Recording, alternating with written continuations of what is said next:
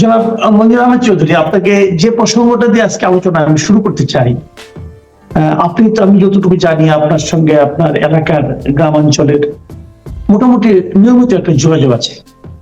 আমার কাছেও বহু লোক এর মধ্যে বলা বলি করছিলেন এবং তারা জানাচ্ছিলেন যে গ্রামের দিকে নাকি এক ধরনের প্রচারণা মানুষের মধ্যে বেশ ভর করেছে।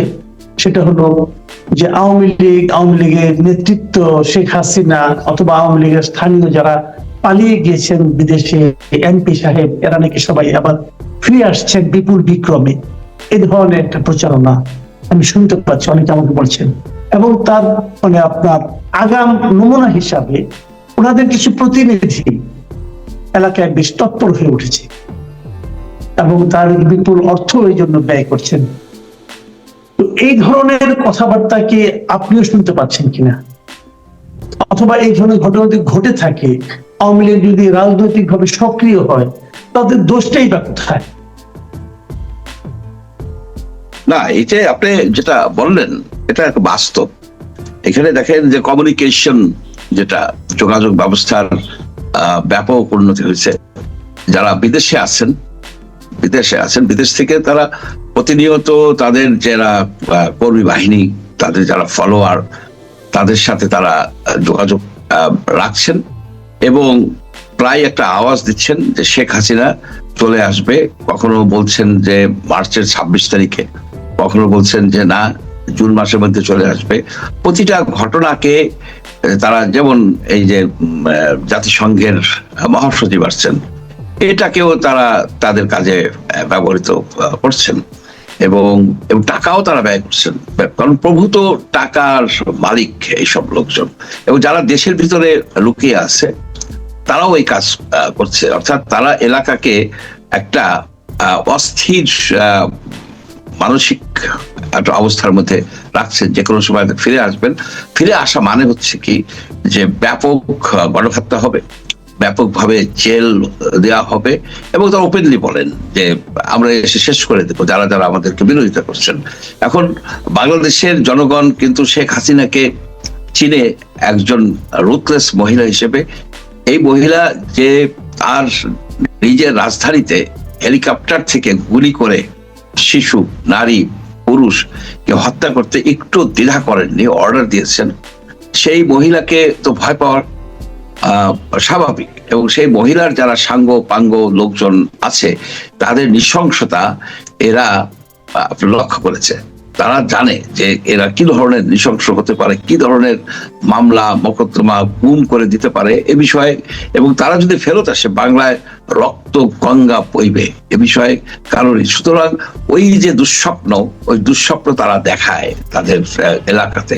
আমি জানি আমার যে শিবচর এলাকাতে এরকম প্রতিনিয়ত হচ্ছে। সেখানে তো একজন আছে, পালিয়ে আছেন ঢাকায়, এই কানা চৌধুরী, একজন জন্মান্ধ বিপুল টাকার মালিক। সে তার সন্ত্রাসী বাহিনী দিয়ে এখনো লোকজনকে হুমকি দেয়, আমাকেও হুমকি দেয়। আমার জন্য সে বাজেট করে রাখছে 50 লক্ষ টাকা, আমাকে হত্যা করা হলে 50 লক্ষ টাকা দিবে। এ ধরনের একটা অস্থির পরিবেশ। তারপরে মামলা করানোর চেষ্টা করে বিভিন্ন ভাবে,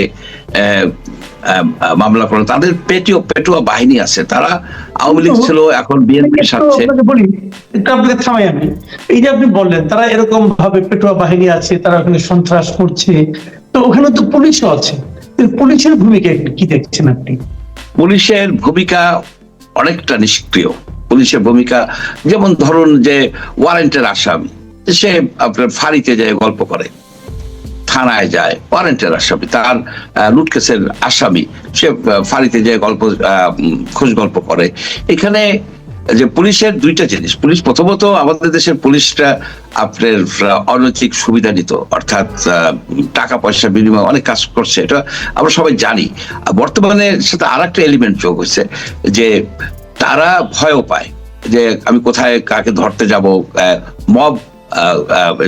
মব সৃষ্টি করে তাদেরকে হেনস্থা করতে পারে। অনেক জায়গায় হেনস্থা হচ্ছে, অনেক জায়গায় আওয়ামী লীগের লোকটা ধরে আনতে গেছে পুলিশ, সেখানে পুলিশকে ঘেরাও করে আপনার পুলিশকে মানে মৃত্যুর কাছে চলে গিয়েছিল, এরকম আমি ভিডিও দেখেছি। এখন বাস্তবতাটা হলো যে ডক্টর ইউনূস যে কথাটা বলছে যে এরা টাকা ইনভেস্ট করতেছে, এই কথার ভিতরে কিন্তু সত্যতা আছে, এর ভিতরে সত্যতা আছে। এই সব লোকজন প্রচুর টাকা ইনভেস্ট করতেছে, অর্থাৎ তাদের যারা লোকজন আছে তাদের যদি কেউ অ্যারেস্ট হয়, তাদের জামিনের জন্য চেষ্টা করে, যেভাবে হোক তারা টাকা দেয়, এবং তারা সন্ত্রাসী, যেসব সন্ত্রাসী সেই সন্ত্রাসীদেরকে তারা হায়ার করে নিছে। এখন দেখেন যে বলা হয় যে বিএনপি চাঁদাবাজি করে, হ্যাঁ বিএনপি চাঁদাবাজি করে, কিন্তু বিএনপির সাথে যারা দেয় যোগ দিছে এই সব আওয়ামী লীগের, সব জায়গায় না, আমি সব জায়গায় বলবো না, আওয়ামী লীগের লোকজন। সুতরাং বাংলার জনগণ আজকে একটা বিপজ্জনক অবস্থায় পড়ে গেছে। একদিকে এতদিন পর্যন্ত যে অন্যায় অবিচার ছিল, এখন তার সাথে যোগ হয়েছে এসে বিএনপি এবং ফ্রিল্যান্সার। এখন আপনার এমন কোনো জায়গা নাই, আমার এলাকার কথা আমি জানি, যেখানে চাঁদাবাজি হয় না, হুমকি হয় না, রাতে তারা ঠিক মতো হাঁটতে পারে না, আইনের কোনো বালাই নাই।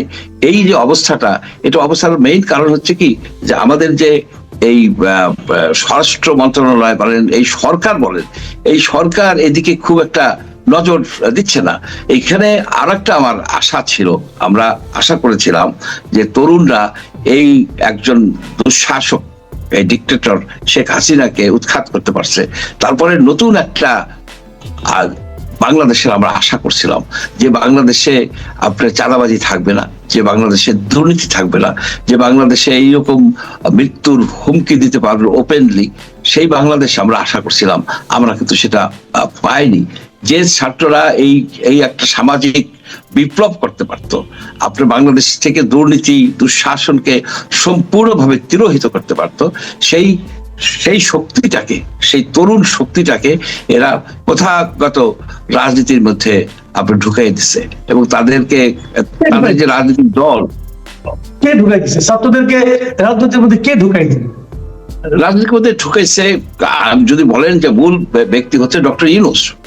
ডক্টর ইউনূসই ঢুকাইছে। উনি তো বলছেন যে তোমরা দল করো, তোমরা ভোট পাবা। হ্যাঁ, এরা ভোট পাবে, হয়তো পাবে না, কিন্তু বাস্তবতাটা হলো কি, এই যে তরুণ শক্তিটা, যেটা হতে পারতো বাংলাদেশের, নতুন বাংলাদেশের একটা ড্রাইভিং ফোর্স, যে শক্তি দিয়ে তারা ডিক্টেটরকে খেদাইছে, তার পরবর্তী যে সময়টা ছিল যে বাংলাদেশ থেকে দুর্নীতি মুক্ত করা, বাংলাদেশ থেকে সন্ত্রাস মুক্ত করা, সেই কাজটা কিন্তু তারা দিকে দিকে করতে পারতো। তারা সারা বাংলায় তারা একটা নতুন একটা যুগের সূচনা করতে পারতো। সেই সূচনা তাদেরকে করতে দেওয়া হলো না। এটা একটা সুদূর প্রসারী পরিকল্পনা করে তাদেরকে মন্ত্রণালয়ে নেওয়া হলো, তাদেরকে মন্ত্রী বানানো হলো। তাদের মন্ত্রী বানানোর দরকার ছিল না। তারা কি, যেমন ধরুন আপনি বলি যে এই যে আসিফ মাহমুদ হচ্ছে এলজিইডির মিনিস্টারই বলবো, উপদেষ্টা বলে মিনিস্টার। এখন উনি কি বলতে পারবে যে পৌরসভাগুলিতে যে ট্রেড লাইসেন্স করা হয় তাতে কোনো ঘুষ নেওয়া হয় না? ঘুষ নেওয়া হয় না, উনি কি বলতে পারবে? পারবে না, পারার কোনো উপায় নাই। কারণ এগুলিকে করতে হলে যে তাদের যে সংঘবদ্ধ শক্তি ছিল, ইউনাইটেড ছিল যে তরুণ শক্তি, সেই তরুণ শক্তিকে আপনার বিভিন্ন ভাগে ভাগ করে ফেলা হয়েছে। কেউ আজকে আপনার নাগরিক দল করছে, সেই দল বৈষম্য বিরোধী আন্দোলনের যে মোর্চাটা ছিল সেটা একটা পাওয়ারফুল শক্তি ছিল।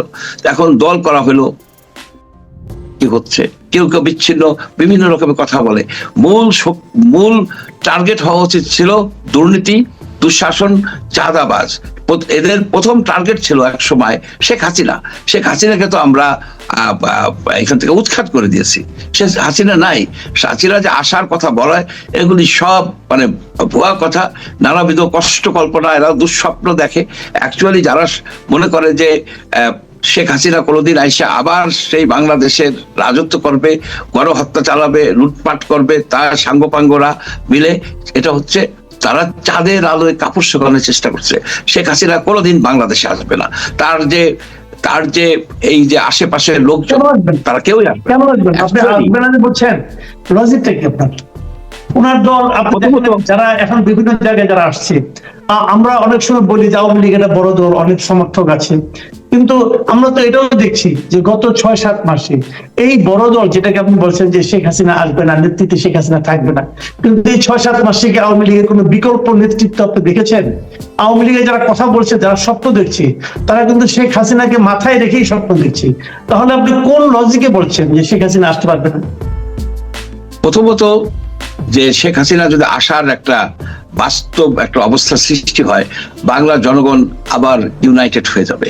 আর একটা বিষয় হচ্ছে যে আপনি দেখেন যে শেখ হাসিনা তার যে মানে প্যাট্রন, সে ভারতে আশ্রয় নিছে, সে ভারতে তাকে কোনো রাজনীতি করতে দেওয়া হচ্ছে না, যখন দরকার হয় তখন তাকে দিয়ে একটা স্টেটমেন্ট দেওয়ানো হয়। আমরা জানি যে আপনি যদি ভারতের সংবাদ দেখবেন, যেসব নেতারা আওয়ামী লীগের নেতারা আছেন মূলত ক্যালকাটায় আছেন, তাদের অবস্থা কিন্তু খুবই করুণ। তাদেরকে রাজনৈতিকভাবে সংগঠিত হতে দিচ্ছে না ভারত। দিচ্ছে না কেন? তারা মনে করে যে বাংলাদেশে আর শেখ হাসিনা বা আওয়ামী লীগের এই মানে রাজত্ব বা তাদের যে ক্ষমতায় যাওয়ার সম্ভাবনা নাই, সেই সম্ভাবনা একেবারে জিরো। সুতরাং তাদেরকে কোন রকমের এই রাজনীতি করার, সংগঠিত হওয়ার সুযোগ দিচ্ছে না। সেই জন্যই কিন্তু এরা ভিসাটা বন্ধ রাখছে বাংলাদেশ থেকে। এই এদের যে মানে সহকর্মীরা, এদের যারা সমর্থক, তারা যে ভারতে যে এদেরকে মদত দিবে, এদেরকে আরো বেশি শক্তিশালী করবে, সেই জিনিসটা হতে পারতেছে না। কারণ ভারত কিন্তু তাদেরকে ভিসা দিচ্ছে না, আসলে ভিসা দিচ্ছে না। ভারতের ক্যালকাটায় যদি আপনি দেখেন মার্কুইস স্ট্রিট সব খালি হয়ে গেছে, একেবারে হাহাকার। তার মানে কি, এরা যে কয়জন গেছে পলায়া, তারাই আছে ওইখানে, তারা আছে খুবই দুরবস্থার মধ্যে আমরা শুনি এরকম বলে। কারণ দুরবস্থা মানে কি, তারা তো এখানে রাজত্ব ছিল, 6 খান প্রাডো গাড়ি বাসার সামনে থাকতো, তাদের তো এখন হয়তো একটা অ্যাম্বাসেডার জোগাড় করতে পারতেছে না। সুতরাং দুরবস্থা তো মনে হবেই, এই হচ্ছে বাস্তবতা। শেখ হাসিনা কোনোদিন বাংলাদেশে আসবে না, কারণ বাংলার জনগণের সাথে সে যে বিশ্বাসঘাতকতা করছে। বাংলার জনগণ তাকে কিন্তু বঙ্গবন্ধুর কন্যা হিসেবে ক্ষমতায় বসিয়েছিল এবং তাকে সম্মান দিত, এটাও আমরা জানি, আমরাও সম্মান দিছি তাকে। কিন্তু সেই সম্মানটা তিনি রাখতে পারেন নাই। উনি দুর্নীতি একেবারে আকর্ণ নিমজ্জিত ছিলেন। তার আশেপাশের লোকজন, তার আত্মীয় স্বজন, একেবারে আপনার দেশের লুটপাট, এই যে আপনার বলেন আমাদের এলাকাতে ভাঙ্গা এবং শিবচরের মাঝামাঝি ব্রাহ্মণকান্তি বলে একটা জায়গা আছে, সেইখানে ওই যে 2 এমপির ভাই কানা চৌধুরী একজন বিশাল সন্ত্রাসী, গোপনে থেকে সে একটা সন্ত্রাস বাহিনী করে তুলছে, নানাবিধ গুজব ছড়ায়, এরে টাকা দিছি, ওরে করছে কইরা বিএনপি লোকেরা এখন রাজনীতি করতে পারতেছে না এই অন্ধ লোকটার জন্য। আপনার সে 1000 বিঘা জমি দখল করে রাখছে এবং সেটা পাহারা দেয় বিএনপির সমর্থক একজন আপনার চেয়ারম্যান। আপনারা বুঝে দেখেন যে কি অবস্থা। জনগণের সম্পত্তি, আপনার নদীর জমি, আপনার খাস জমি, পাবলিকের জমি, সেগুলির উপরে সে ড্রেজার দিয়ে বালু দিয়ে বোঝাই করে সে দখল করে আয়মান আইল্যান্ড হিসেবে সে লিখে রাখছে। আমি আপনার প্রোগ্রামে বলেছি, আপনার আরো প্রোগ্রামে বলেছি, কিন্তু সেখানে কি আপনার পুলিশ বা কোনো কর্তৃপক্ষ কোনো অ্যাকশন নিচ্ছে? তারা কোনো অ্যাকশন নিচ্ছে না। আপনি যে আশাটা ছিল যে আমরা দুর্নীতিমুক্ত একটা সমাজ পাবো, একটা সরকার ব্যবস্থা, রাষ্ট্র ব্যবস্থা পাবো, সেটা কি, সেটার গুড়ে বালি হয়ে গেছে। আপনার যে দুর্নীতি দমন কমিশন, আপনাকে একটু থামাই এখানে, যে জিনিসটা আপনি বলতে চাইলেন যে আপনি একটা আশা করছিলেন, তা আপনার এই আশাটা তো বেসিক্যালি ছিল ছাত্রদের একটা সফল আন্দোলনকে কেন্দ্র করে। ছাত্রদের আন্দোলন সফল হলো, তাহলে আপনার আশার কেন্দ্রে যদি ছাত্ররা থাকে, সেই ছাত্ররা যখন একটা পলিটিক্যাল পার্টি, সেই পলিটিক্যাল পার্টিকে কেন্দ্র করে কি আপনি আশাটা করতে পারেন না? কিন্তু আপনি পারেন না কেন? এই পলিটিক্যাল পার্টিটা একেবারে প্রথমেই তারা বিতর্কিত হয়ে গেছে। বিতর্কিত হয়েছে কিভাবে? তারা একটা ব্যাপক বিপুল টাকা ব্যয়, তাদের যে ইনসেপশন, আত্মপ্রকাশ যে অনুষ্ঠানটা করলো, সেটা অনেকেরই দৃষ্টি আকর্ষণ করছে। এত টাকা তারা কোথায় পেল? এবং আপনিও সে প্রোগ্রামে বলেছেন, অনেকেই বলেছে, আমিও বলেছি যে এত জাঁকজমক করার দরকার ছিল না। কিন্তু তারপরে যে জিনিসটা হলো যে তারা হোটেল ইন্টারকন্টিনেন্টালে একটা ইফতার পার্টির আয়োজন করলো, সেখানে প্রতি ব্যক্তির খরচ ৯,৫০০ টাকা। কিন্তু আমরা জানি যে নাহিদ ইসলাম যখন আপনার এই তার যে মন্ত্রিত্ব উপদেষ্টা থেকে যখন সে ছেড়ে আসলেন, তখন উনি যে একটা স্টেটমেন্ট দিয়েছিলেন, তাতে দেখা গেছে যে ওনার মোট টাকা ছিল 10,000 টাকা ক্যাশ। এটাই যদি সত্যি হয়ে থাকে, 10,000 টাকা পকেটে নিয়ে উনি একটা পার্টির চিফ, কিন্তু পার্টি প্রধান, সে 150 লোককে ইন্টারকন্টিনেন্টালে দাওয়াত করছেন, রাইট? আপনি ভাইবে দেখেন যে পার্টির প্রধানের টোটাল ক্যাশ হচ্ছে 10,000 টাকা। আপনার 10,000 টাকা পকেটে নিয়ে তো কেউ ইন্টারকন্টিনেন্টালে একাই ঢুকতে সাহস পায় না, কোন জায়গায় কোন বিল হবে। তো উনি কি বিল দিছেন? শুনলাম যে উনি 1 কোটি 1.5 কোটি টাকা বিল দিচ্ছেন। এই বিলটা দেওয়ার ফলে, এই দাওয়াতের ফলে অনেকের মানে বদ্ধমূল ধারণার সৃষ্টি হয়েছে, আমার মনেও বদ্ধমূল ধারণার সৃষ্টি হয়েছে এরা হয়তো বড় বড় ডোনারদের কাছ থেকে টাকা পাচ্ছে। এখন বড় বড় ডোনাররা কি কারণে টাকা দিবে আমরা বাংলাদেশের জনগণ আমরা জানি কি কারণে তারা টাকা দেবে। অর্থাৎ এই এই তরুণদের এই নবীন দলটা ইতিমধ্যেই আপনার বিএনপি, আপনার আওয়ামী লীগ, জাতীয় পার্টির কাতারে বসে গেল। অর্থাৎ বিপুল টাকা দিয়ে তারা রাজনীতি করবেন। এটার একটা উদ্দেশ্য হতে পারে যে গরিব লোকের তো কোনো নাই, আপনার কোনো মানে খানা নাই বাংলাদেশে, যে গরিব পার্টি তার কাছে কে আসবে। এখন যখন দেখলো যে এরা ইন্টারকন্টিনেন্টালে ইফতারি পার্টি করতে পারে, দেবিদারে তারা যে অনুষ্ঠানটা করছে বিপুল আয়োজনে, ব্যাপক টাকা পয়সা খরচ করে স্টুডেন্ট ফেস্ট করছে 3 দিন ব্যাপী, যতদূর আমি করি হাসনাত আব্দুল্লাহর বাড়ি সেই দেবিদারে সেখানে করছে, তখন একটা মেসেজ চলে গেছে এই তরুণদের মধ্যে যারা টাকার প্রতি আকৃষ্ট। এবং শেখ হাসিনা যেটা করে গেছে তরুণদেরকে নীতিহীন করে গেছে, কিন্তু যে তারা টাকার প্রতি আকৃষ্ট, যারা টাকা।